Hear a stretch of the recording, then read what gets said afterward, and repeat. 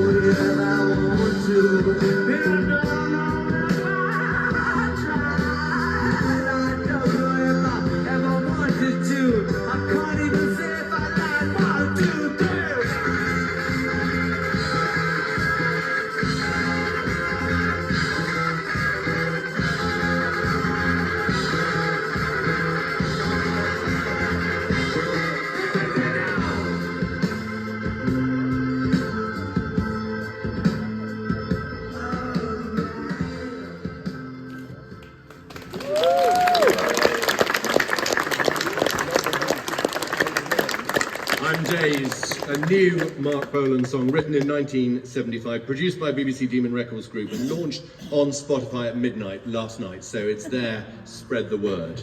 And I think that's a real first for Unveiling of Plaque, to have a new piece of music from the person who is the dedicatee of the plaque. Our next speaker today is someone who acknowledges the enormous influence that Marc Bolan and T-Rex had on his career, style and music. Songwriter and lead singer of Primal Scream, please welcome Bobbie Gillespie.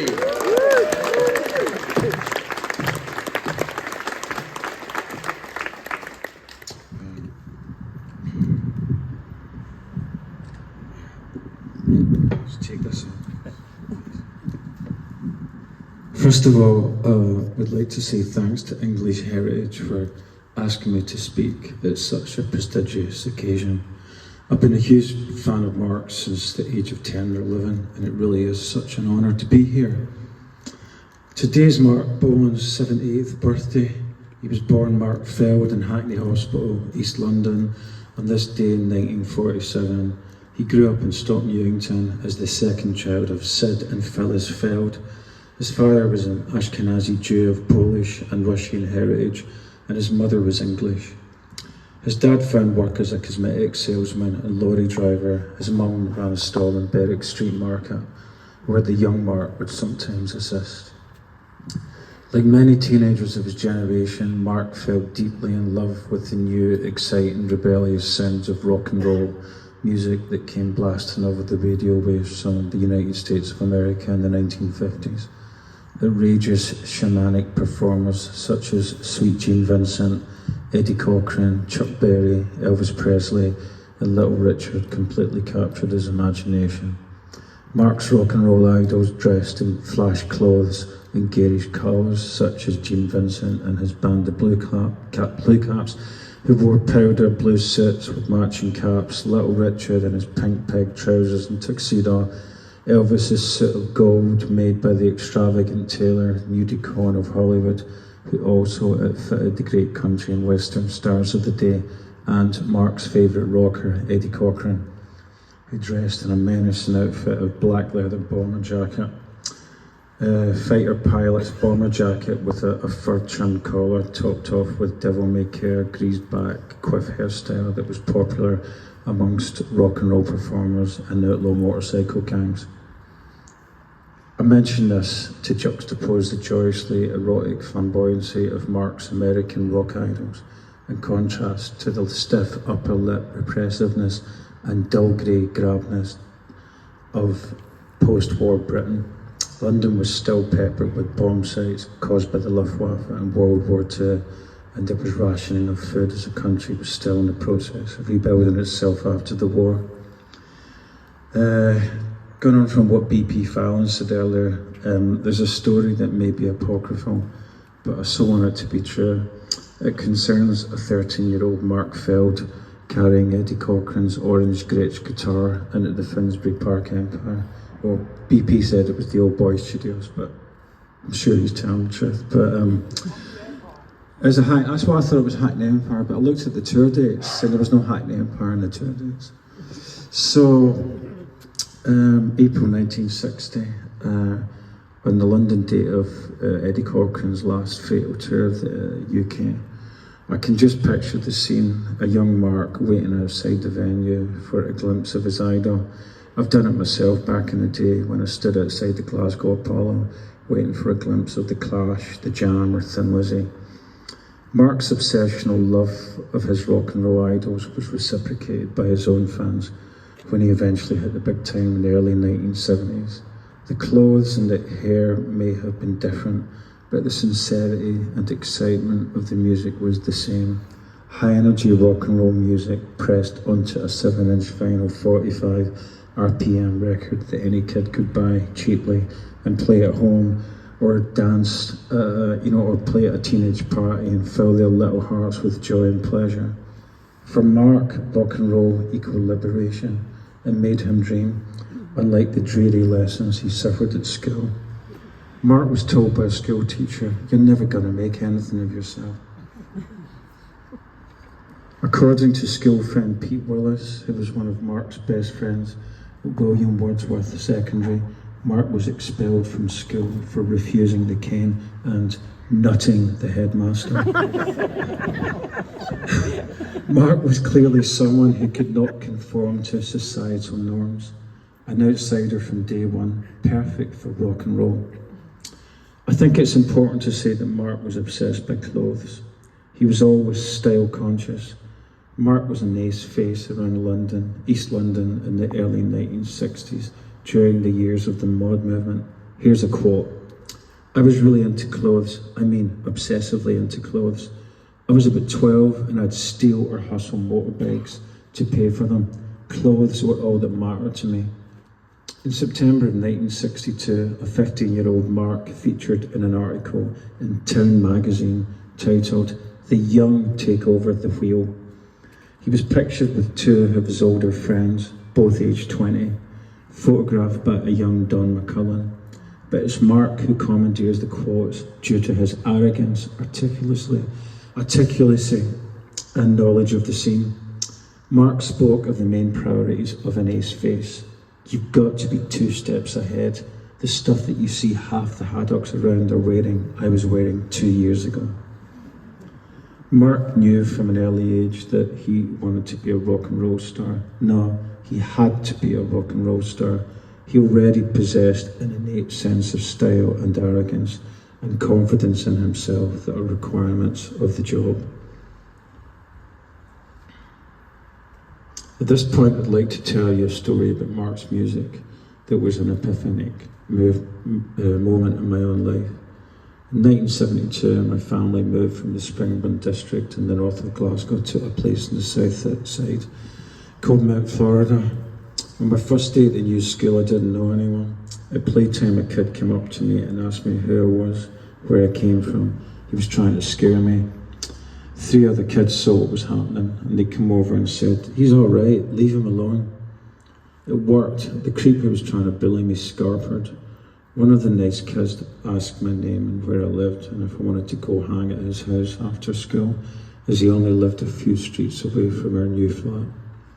I thought it would be a good idea to make new friends, so I said yes. He lived in the top floor of a tenement. We were sitting in his room and he said, "Do you like T-Rex?" And I said I did. They were always on the radio. My mum always had the radio on in the morning, so I knew the music of Slade, The Sweet, Alice Cooper, Wizard, Mott the Hoople, Gary Glitter, and other glam stuff that was in the pop charts. He pulled the record out and put it on his record player. He gave me the album sleeve and said, "Listen to this, man. Check out the words." It was the Electric Warrior album. Beautiful Bolan wielding his Les Paul guitar in front of a big vamp amplifier stack, silhouetted in lustrous, luminous gold against an all-black background, a wonderful, dark, mysterious rock and roll image that burned itself into my still-forming consciousness.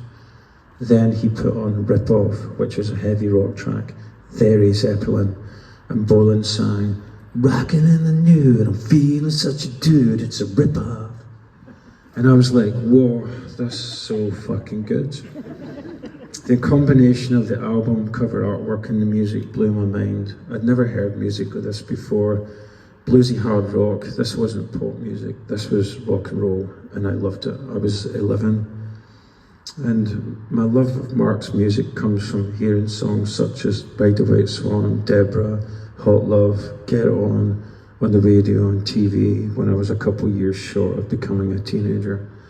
During the years 1971, 1972 and 1973, one couldn't escape Bolan.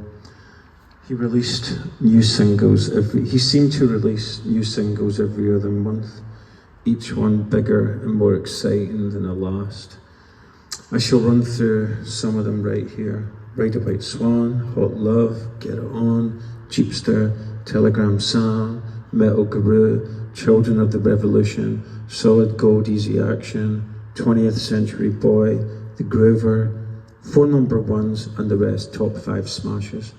A run of classic singles as mighty as anything but the Beatles, the Stones or the Who.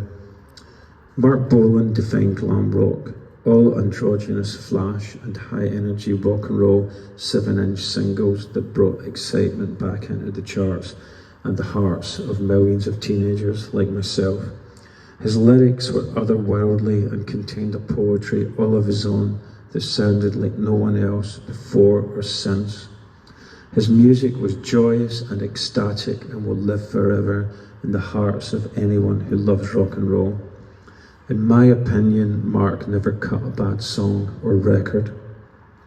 I honestly do truly love everything that I have ever heard from him. He continues to be an inspiration to me and my band Primal. His music has also inspired many great artists, such as Iggy and the Stooges, Susie and the Banshees, The Cramps, The Smiths, Johnny Thunders, The Jesus and Mary Chain, Nicky Sudden, Oasis, Guns N' Roses, The Cure, Sisters of Mercy, Bauhaus, and on and on.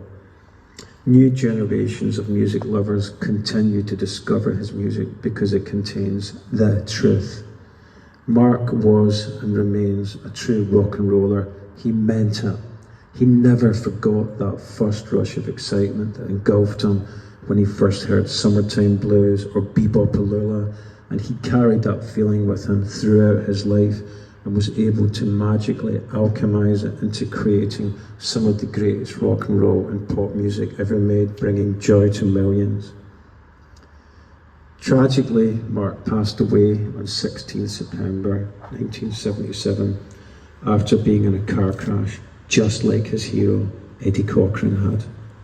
He was undergoing a bit of a commercial renaissance that year, having released the great Dandy in the Underworld album and presenting a hit television show called Marc, where he played classic T-Rex songs and featured bands from the new wave of punk rock.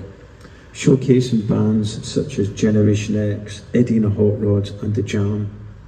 The punks loved Marc and he loved them back. Always hip and with a mod-like curiosity for the exciting and the new. Marc took the Damned on tour with him in that year of the punk, 1977. He recognised their energy and rebellion and saw in the punk bands that they embodied the spirit and attitude of the glorious rock and roll music that had moved him so powerfully when he was a teenager. And although I never met Marc, I can truly say that from over 50 years of listening to his music, to quote him, he was a wizard and he was my friend. Thank you, Marc, for the music, and God bless you.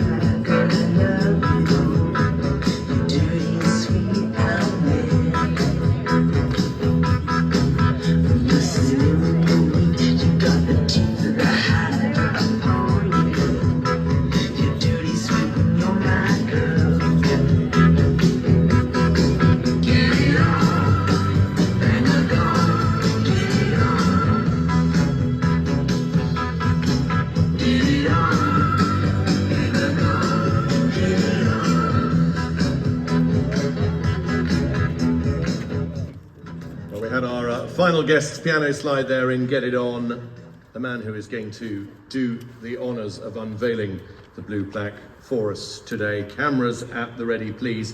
That's after he shares his memories of Marc. Please welcome member of Yes, keyboardist, music legend, Rick Wakeman.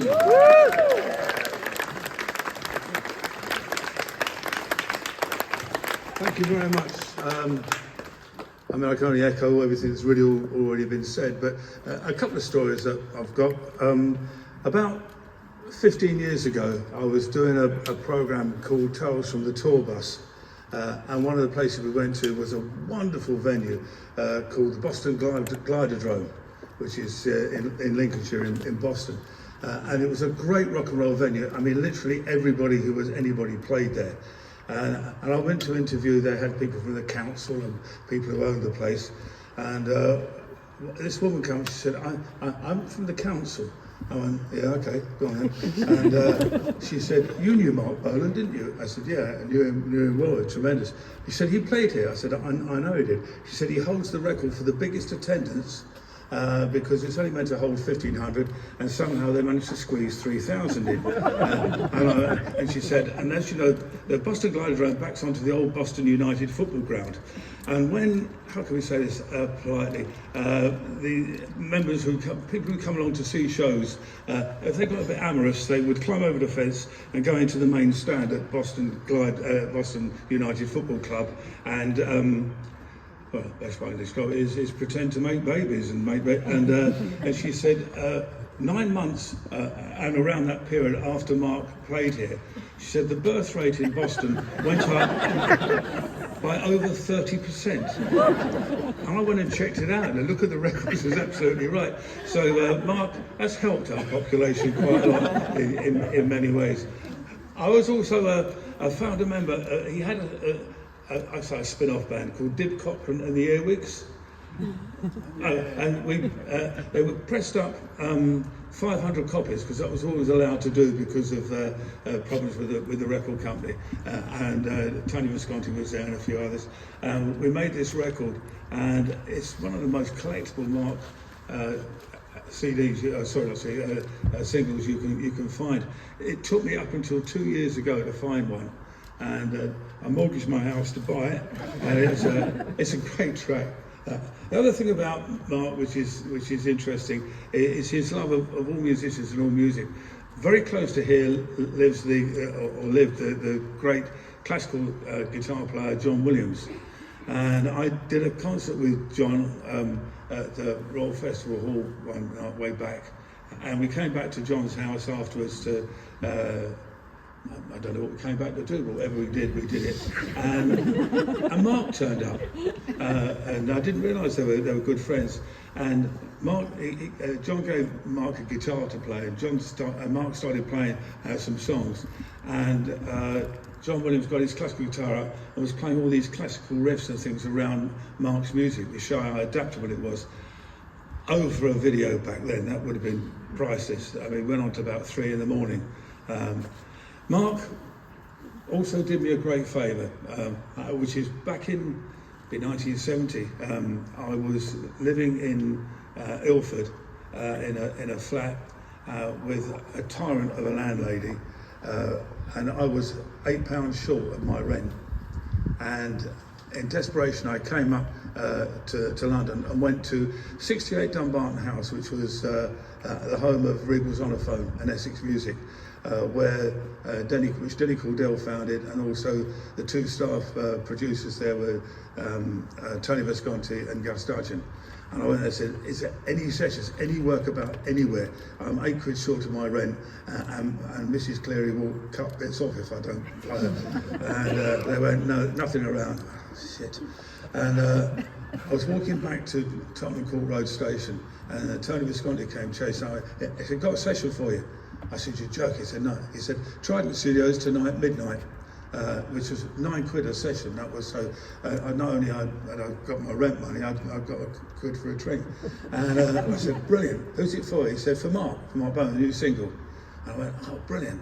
So I hung around for a bit and went round to Trident Studios in St Anne's Court off of Wardour Street. I went in there, and Marc was there with his band, always recording things live with musicians, which I love, which was great. I went down there, and he said, I'll play you all the track. So he got his guitar and he played and sang the track. And I'm listening, and normally when you hear something, you can hear what you're going to do. And I said, Marc, I've got to be honest, I can't hear any piano on this. He said, no, it was never really meant to be. He said, what I want you to do is some glisses down the key from top to bottom. And I said, well, you could do that. He said, you want your rent, don't you? And he said, I could have given it to you. He said, but I thought you'd rather earn it. So that's how I came to get on, Play and Get It On, or Bang a Gong as it was in America. I never forgot that, because not many people would do that. Obviously, Tony Visconti had gone back to Regal's Honophone and said, anybody got anything for Rick? You know, he's a bit brassy. So Marc, I've always got you to thank for that, and I really do appreciate it. And I think the measure of a great songwriter, a great performer, and a great man is if many years after their passing, you can draw crowds like this, be remembered, still people love his music and listen to it. That's the heritage he's left, and it just shows how bloody good he was. And you know, I miss him, I really do. He was a good mate to me. So I think it's now I've got to pull the house down, which knowing my luck is what's going to happen. Right.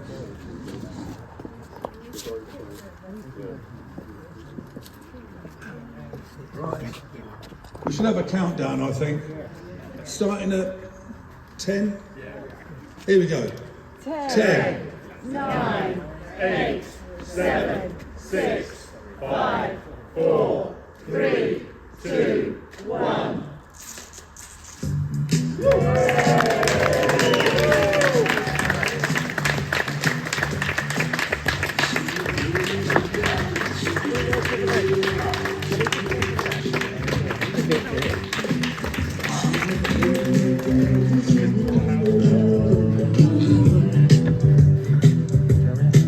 I don't need to be wrong.